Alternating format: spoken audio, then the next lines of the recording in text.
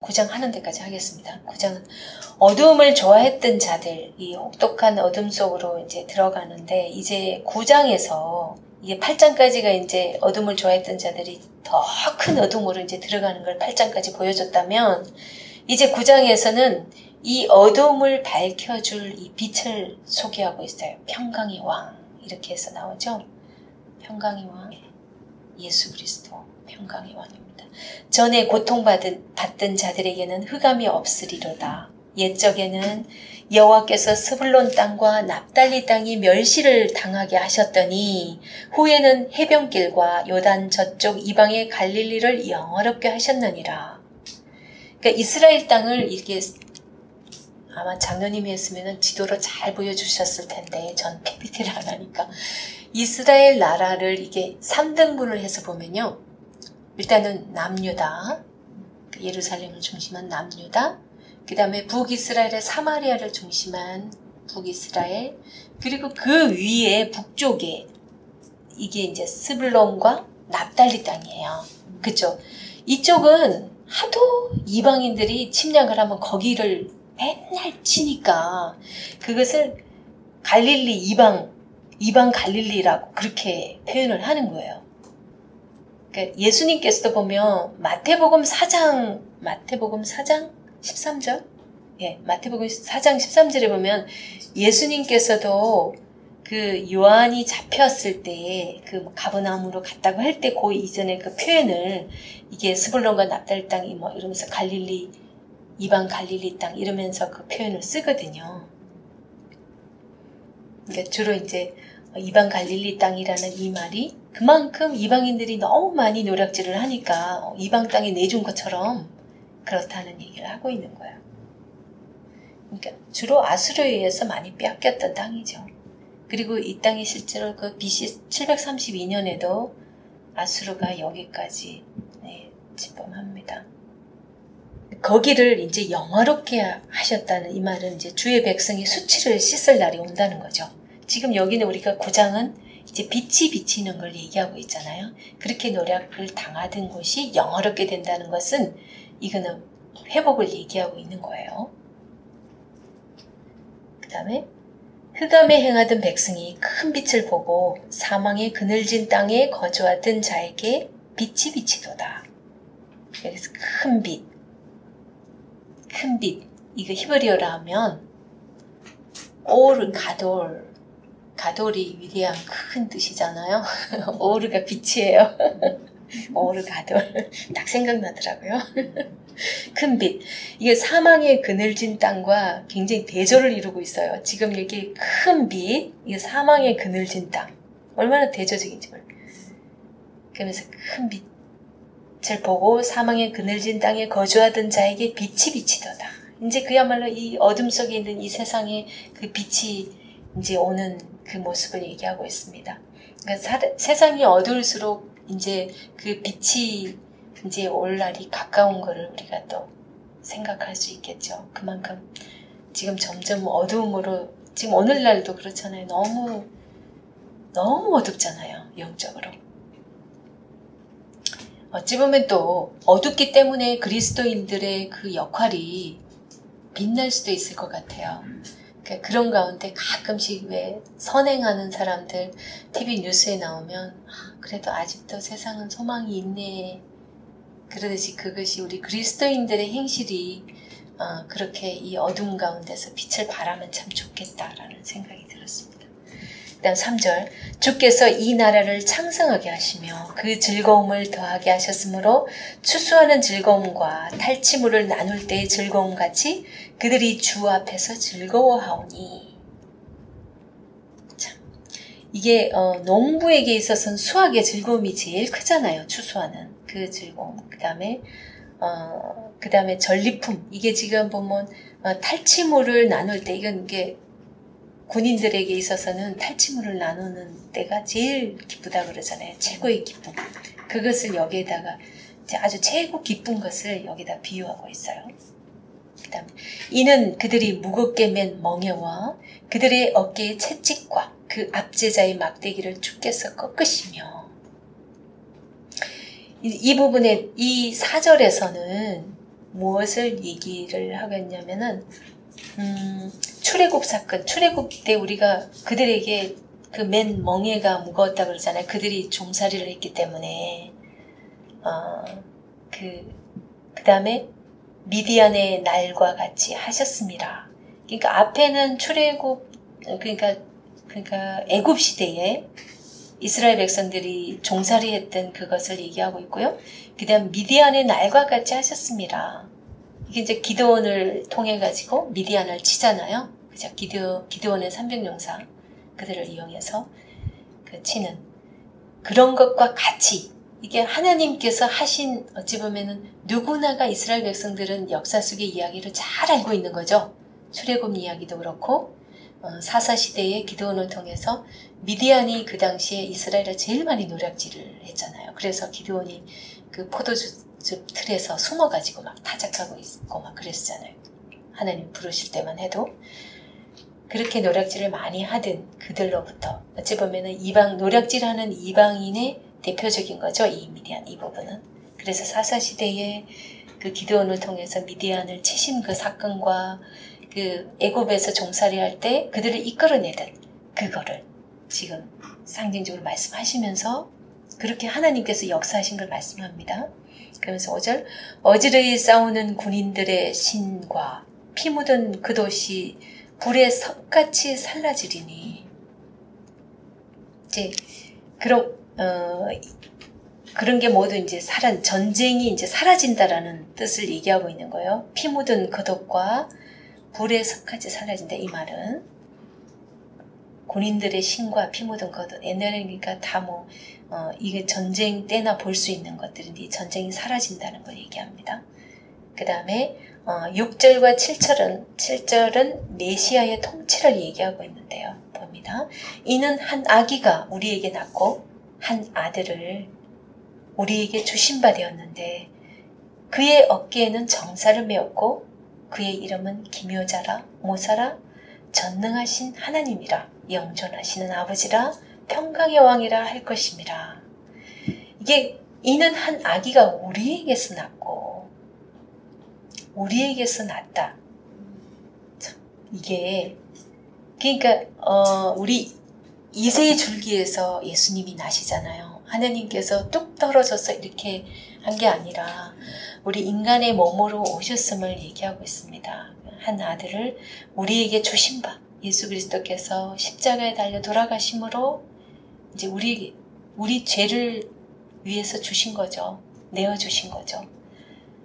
그의 어깨에는 정사를 메었고 그의 이름은 기묘자라 모사라. 이 모사라는 것은 그 전쟁에 능한 그러니까 전략가 그런 걸 얘기를 합니다. 기묘자라 모사라 이거는 왜 첫 시간에 우리 잠깐 그때 단어 할 때 했었죠. 뭐 위대한 상담자 이런 얘기도 있지만 그런 거보다도 위대한 기획과 위대한 지략가 그럼 전능하신 하나님 이렇게 할 때는 일반적으로 전쟁에 능하신 하나님, 못할 것이 없는 하나님. 그러니까 여기서는 이스라엘 백성들에게는 지금 전쟁의 신물이 나는 사람들이에요. 하도 노력을 많이 당했기 때문에. 전능하신 하나님은 완전히 그냥 다 이기시는 전능하신 못할 게 없는 그런 하나님을 전쟁에 이기시는 하나님을 얘기합니다. 그 다음 영존하시는 아버지라.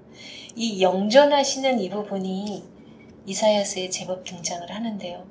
그 영존하시는 분은 하나님 외에는 아무것도 없는 거예요. 이 땅에 어떤 것도 영원히 계시는 하나님 아버지라 평강의 왕이라. 하나님께서 이 땅에 오신 예수 그리스도께서 이 땅에 오신 그 이유가 인간과 하나님 사이에 가로막혔던 그 죄의 담을 허시고 우리에게 그 죄 때문에 평강을 잃어버리기 때문에 우리에게 참 평강을 주신 분이세요. 그러니까 그런 하나님의 속성들을 여기다 언급해주고 있습니다. 이 메시아의 통치죠. 지금까지 선포한 이제 구원의 빛을 실현하기 위해서 한 아기가 이제 우리에게 그런 분이 이제 탄생할 것을 얘기하고 있는 겁니다. 그 다음 7절 그 정사와 평강의 더함이 무궁하며 또 다윗의 왕자와 그의 나라에 군림하여 그 나라를 굳게 세우고 지금 이후로 영원히 정의와 공의로 그것을 보존하실 것이라. 만군의 여호와의 열심히 이를 이루시리라. 하나님께서 하신다는 거죠. 우리의 어떤 노력이나 그것이 아니라. 이런 걸 보면 이거는 정말 먼 훗날의 얘기인데 이 말씀까지 이사야서에서 다 예수 그리스도의 오심에 대해서 확실히 말씀하고 있습니다. 그 다음 8절 주께서 야곱에게 말씀을 보내시며 그것을 이스라엘에게 임하게 하셨은즉 지금 15절에서 아니 5절에서 지금 19절까지가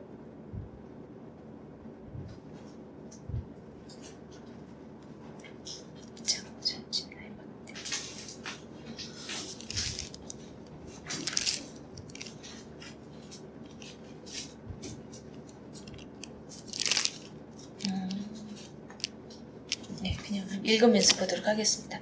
주께서 야곱에게 말씀을 보내시며 그것을 이스라엘에게 임하게 하셨은즉 모든 백성 곧 에브라임과 사마리아 주민이 알 것이오늘 그들이 교만하고 완악한 마음으로 말하기를.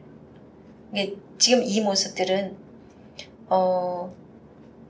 하나님께서 아수르를 몽둥이로 진노의 막대기로 쓰시잖아요. 근데 모든 백성 곧 에브라임과 사마리아 주민이 알 것이오늘 그들이 교만하고 완악한 마음으로 말하기를 벽돌이.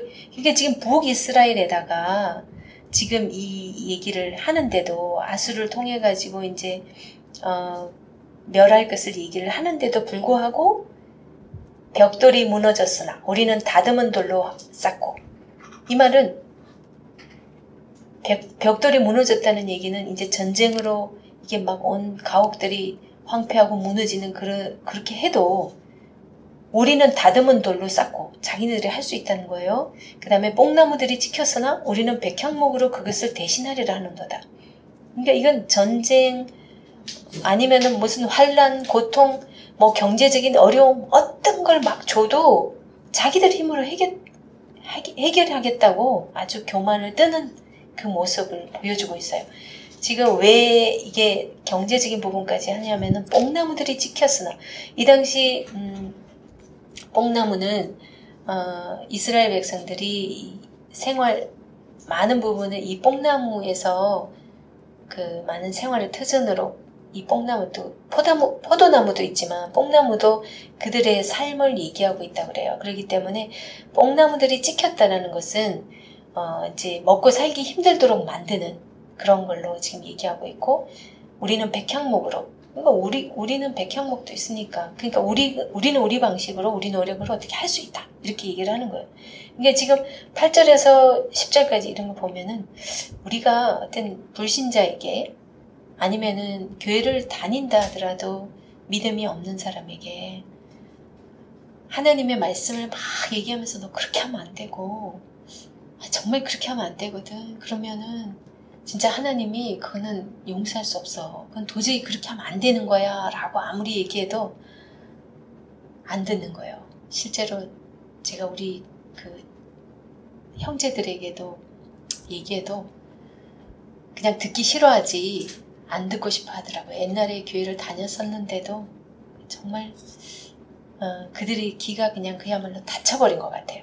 그러니까 하나님이 멸망을 선포하는데도 그들은 듣지도 못하고 그냥 자기네들이 어떻게 할 수 있다라고 우리가 지금 현재 경제적 능력이 있으니까 뭐 좀 쳐도 나 알아서 그건 우리가 할 수 있어 이렇게 한다는 거예요.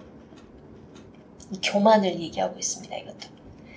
그러면서 앞에는 아람 사람이요 뒤에는 블레셋 사람이라 그들이 모두 입을 벌려 이스라엘을 삼키리라. 그럴지라도 여호와의 진노가 돌아서지 아니하리니 그의 손이 여전히 펴져 있으리라. 이게 지금 보면 이 북이스라엘 아람 그러니까 앞에는 아람 사람 뒤에는 블레셋 사람. 이게 지금 아람 같은 경우는 동맹을 맺었던 나라잖아요. 자기들이. 그래서 유다 같이 치려고 했잖아요. 그죠? 그렇게 그랬던 나라가 이제 거꾸로 이제 치는 거예요.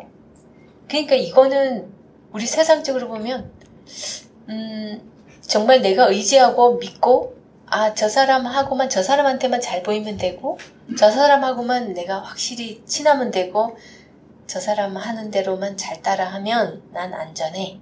이런 뭔가 내가 의지하고 있는 세상적인 것 그런 것들이 때로는 나를 치는 대적이 될 수 있다는 거예요. 지금 그러니까 어찌 보면 동업 지금 정말 마음이 잘 맞을 것 같아서 동업을 하던 사람인데 이 사람이 마음이 변해서 언제 내 대적이 될 수도 있다는 거예요. 때로는 내가 믿던 직원이 때로는 내가 믿던 상사가 언제라도 나의 등을 칠 수 있는 그런 걸 비유하고 있습니다. 13절 그리하여도 그 백성이 자기들을 치시는 이에게로 돌아오지 아니하며 만군의 여호와를 찾지 아니하는도다. 13절에서 17절까지는 정치적인 몰락을 얘기하고 있는데요. 한번 봅니다. 14절 17절까지만 하도록 하겠습니다. 그러므로 여호와께서 하루 사이에 이스라엘 중에서 머리와 꼬리와 종려나무 가지와 머리와 꼬리 이거는 아주 심판이 총체적으로 임한다는 걸 얘기하고 있어요. 머리가 누구고 꼬리가 누군지 뒤에 설명해 주고 있습니다. 심판이 아주 총체적으로 임하는 것을 볼 수 있고요. 15절 그 머리는 곧 장로와 존귀한 자요 그 꼬리는 곧 거짓말을 가르치는 선지자라. 야, 이게 꼬리를 거짓말을 가르치는 선지자래요.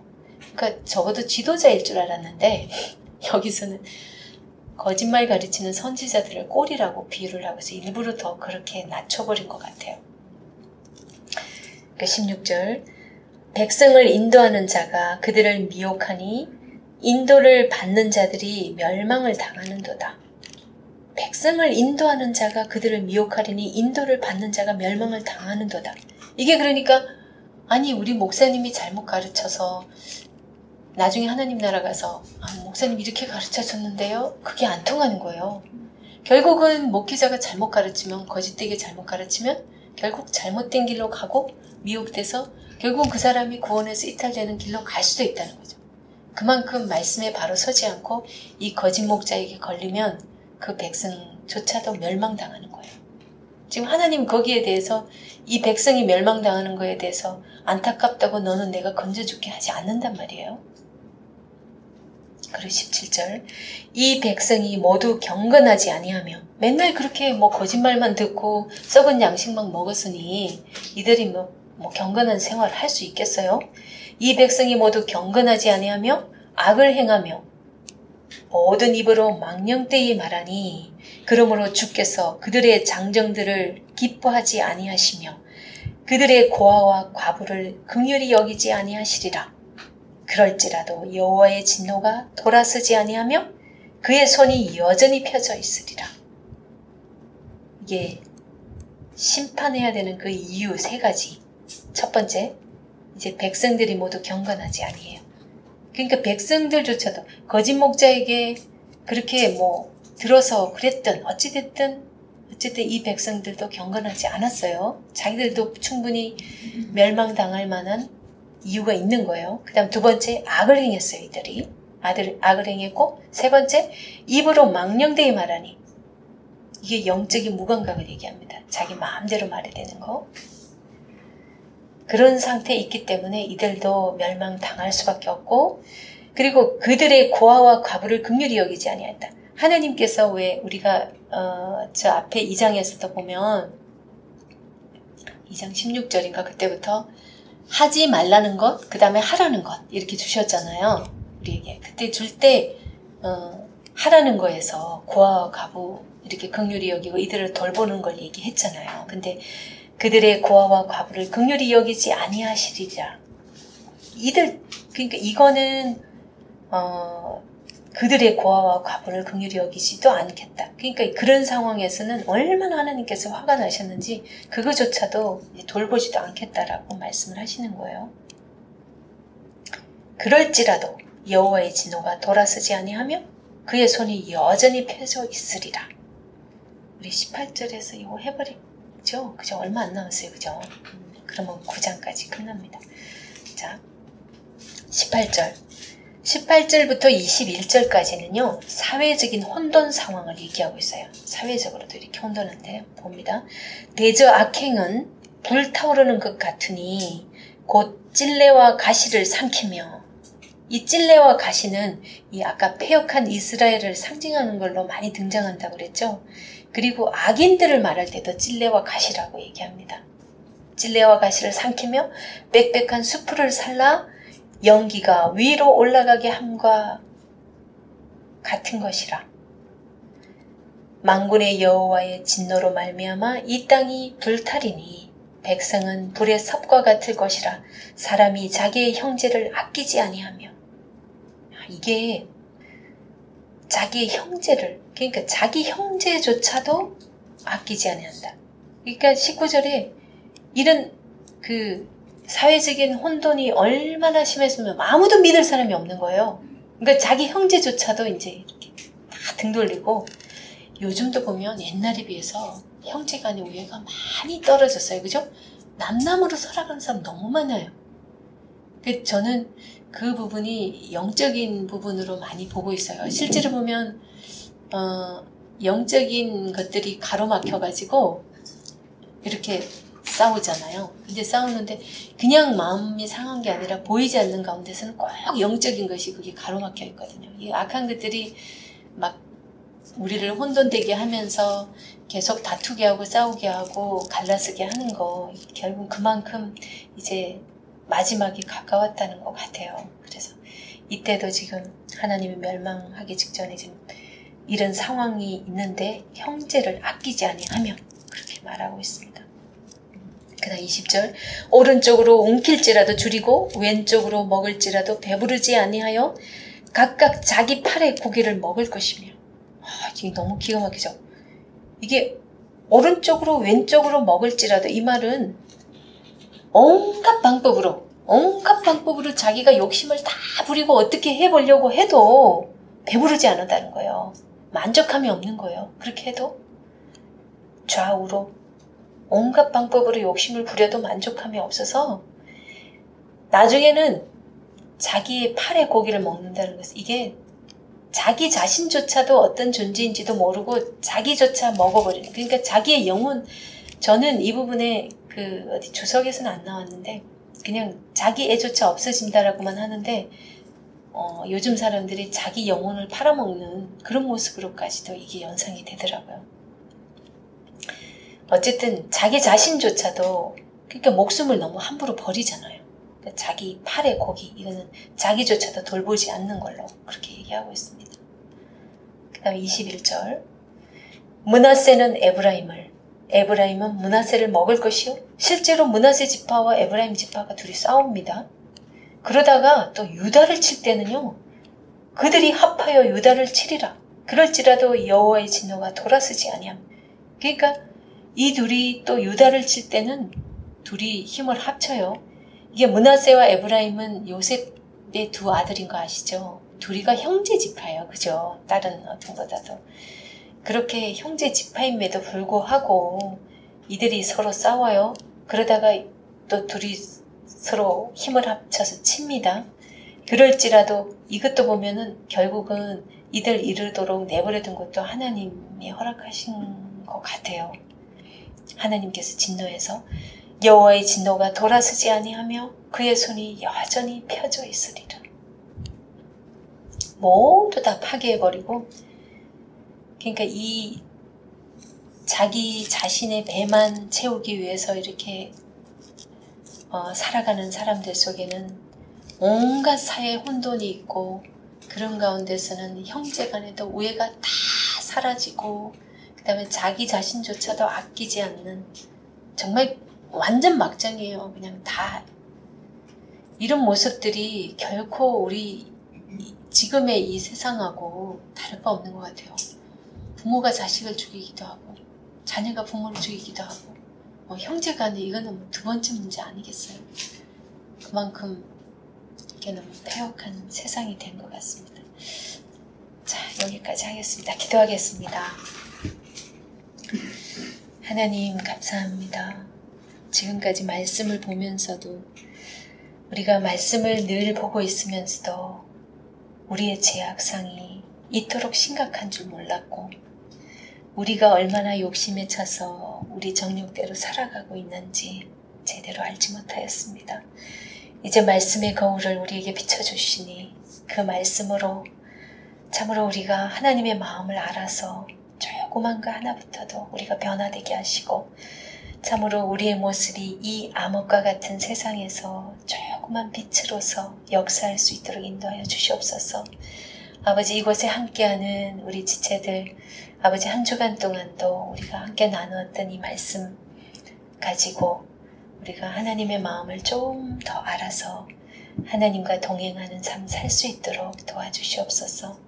함께하지 못한 지체들 다음 주에는 더 많이 함께할 수 있도록 하나님 상황을 하나님께서 만들어주시고 인도하여 주시며 각자의 삶 속에 한 주간도 늘 동행하여 주시기를 간절히 소원하옵고 살아계신 우리 주 예수 그리스도 이름으로 기도드리옵나이다. 아멘.